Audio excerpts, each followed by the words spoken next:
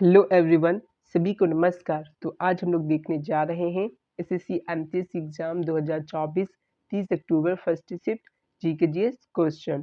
तो शुरू करते हैं वीडियो बिना किसी देरी के। आपका पहला क्वेश्चन है, गंगूबाई हंगल किस संगीत से संबंधित है? तो ये आपको बताना है, ठीक है। जो आपकी गंगूबाई हंगल थी वो किस संगीत से संबंधित थी?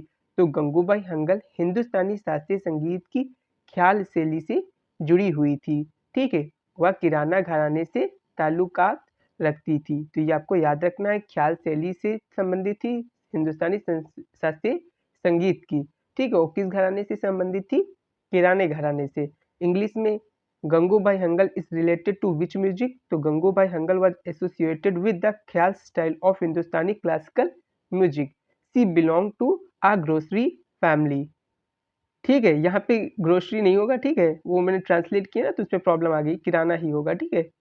नेक्स्ट आपका अगला क्या है? आपका अगला है the God of Small thing पुस्तक के लेखक कौन है? ये आपको बताना है।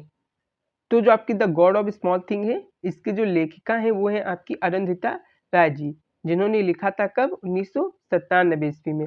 और इसके लिए उनको क्या मिला था? जो आपका बुकर पुरस्कार है वो भी उनको दिया गया था। किसको? अरुंधति राय जी को, ठीक है। तो गॉड ऑफ स्मॉल थिंग की जो मतलब लेखिका है वो है आपके अरुंधति राय जी, ठीक है। इंग्लिश में who is the author of the book the God of Small Thing? The God of Small Thing was written by an Indian author Arundhati Roy in 1997. This novel received the Booker Prize in 1997. ठीक है। I hope आप लोगों को इतनी बात समझ में आई होगी। नेक्स्ट आपका अगला है, मामल्लपुरम त्योहार किस राज्य से संबंधित है? तो यह प्रतिवर्ष जनवरी की शुरुआत से फरवरी की शुरुआत तक तमिलनाडु में मामल्लपुरम नृत्य महोत्सव 4 सप्ताह तक चलता है। तो यह आपका कहाँ मनाया जाता है? तमिलनाडु में मनाया जाता है, ठीक है। और 4 सप्ताह तक चलता है, ठीक है, लगभग 1 महीना बोल सकते हैं।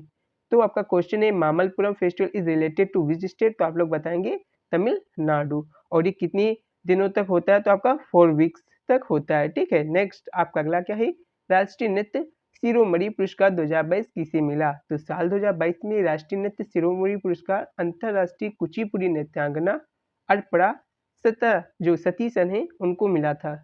तो किसको मिला था राष्ट्रीय नृत्य शिरोमणि पुरस्कार 2022? अर्पणा सतीशन को, जो किस राष्ट्रीय नृत्य की नृत्यांगना है? कुचिपुड़ी नृत्यांगना है। उन्हें यह पुरस्कार उड़ीसा की कटक में आयोजित 13वीं कटक महोत्सव के उद्घाटन समारोह में दिया गया था, ठीक है। तो ये तो आपका हो गया हिंदी में। इंग्लिश में बात करें तो who received the national games Shiromani award 2022 in the year 2022, ठीक है। तो आपका क्या हो जाएगा? In the 2022 the National Dance Ceremony Award was received by an international Kuchipudi dancer Arpana Sathisen. He was given this award at the inaugural ceremony of 13th Kathak Festival held in Kathak, Odisha. ठीक है, तो ये आपको समझ में आ गया होगा, मेरी ये आशा है। नेक्स्ट आपका अगला क्या है, सबसे कम जनसंख्या वाला केंद्र शासित प्रदेश कौन सा है? तो जनसंख्या के हिसाब से लक्षद्वीप भारत का सबसे कम आबादी वाला केंद्र शासित प्रदेश, सबसे अधिक आपका हो जाएगा दिल्ली, ठीक है, न्यू दिल्ली, ठीक है। और लक्षद्वीप की जो आपकी राजधानी वो क्या है? वो है आपकी कवारत्ती, ठीक है। तो इन बातों को आपको याद रखना है। इंग्लिश में आपका which union territory has the least population? तो Lakshadweep is the least populous union territory of India by population, ठीक है। नेक्स्ट आपका अगला क्या है, कोस्ट गार्ड के वर्तमान में प्रमुख कौन है? तो भारतीय तटरक्षक बल आईसीजे, जो आईसीजी होता है उसके वर्तमान में महानिदेशक कौन है? परमेश शिवमणि जी हैं, ठीक है। और वे आईसीजी के 26वें महानिदेशक है। आईसीजे का फुल फॉर्म तो सभी को आता होगा, इंडियन कोस्ट गार्ड होता है, ठीक है। तो इंडियन कोस्ट गार्ड के वर्तमान में प्रमुख कौन है? वो आपके हैं परमेश शिवमणि जी, ठीक है। इंग्लिश में बात करें तो who is the current leader of coast guard? तो the current director general of the Indian coast guard ICG is Paramesh आपके Shivamani. He is the 26th director general of ICG. Next आपका अगला क्या है, आपका अगला है 15वीं शताब्दी में कमलापुरम टैंक का निर्माण किसके द्वारा करवाया गया था?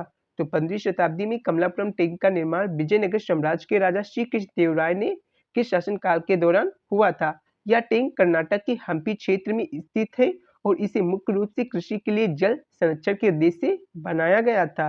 इस टैंक ने उस समय के विजयनगर साम्राज्य की उन्नत जल प्रबंधन प्रणाली को दर्शाया।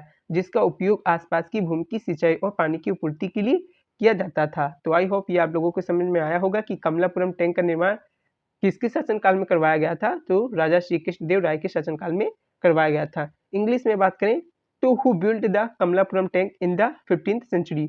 तो Kamalapuram tank was built in the 15th century during the reign of king Shri Krishna Deva Raya of the Vijayanagar empire. ठीक है, this tank is located in the Hampi region of the Karnataka and was built primarily for the purpose of water conservation for agriculture. ठीक है, next आपका अगला क्या है, हुत्तारी किस राज्य का लोक नृत्य है, ये आपको बताना है। तो हुत्तारी आपका कर्नाटक राज्य का लोक नृत्य है। इसके अलावा कर्नाटक राज्य की कौन कौन से लोक नृत्य हैं, जैसे आपका यक्षगान हो गया, सुगी हो गया, कुनीता हो गया, करगा हो गया और लंबी, ये भी आपकी क्या है, कर्नाटक के क्या है, लोक नृत्य है। इंग्लिश में Huttari is the folk dance of which state. तो Huttari is the folk dance of the state of Karnataka. Apart from this some other folk dance of Karnataka are Yakshagana, Suggi, Kunitha, Karaga and लाम्बी। ठीक है, नेक्स्ट आपका अगला क्या है, कर्क रेखा के उत्तर में बहने वाली नदी कौन सी है। आपके ऑप्शन है यमुना, पेनगंगा, महानदी या ताप्ती। तो इसका राइट आंसर क्या हो जाएगा, इसका राइट आंसर हो जाएगा आपका महानदी। महानदी भारत में कर्क रेखा के उत्तर में बहती है, मुख्य रूप से छत्तीसगढ़, उड़ीसा राज्यों में।